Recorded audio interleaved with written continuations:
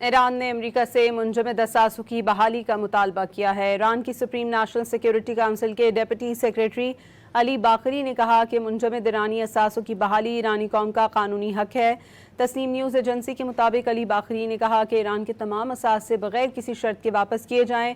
یہ تبصرہ ٹرمپ کے اس بیان کے بعد سامنے آیا جس میں انہوں نے کہا تھا کہ ایران کے ساتھ مذاکرات میں پابندیوں میں نرمی پر غور نہیں کر رہے۔ ایران نے امریکہ سے منجمد اثاثوں کی بحالی کا مطالبہ کیا ہے۔ ایران کی سپریم نیشنل سیکیورٹی کونسل کے ڈیپٹی سیکریٹری علی باقری نے کہا کہ منجمد ایرانی اثاثوں کی بحالی ایرانی قوم کا قانونی حق ہے۔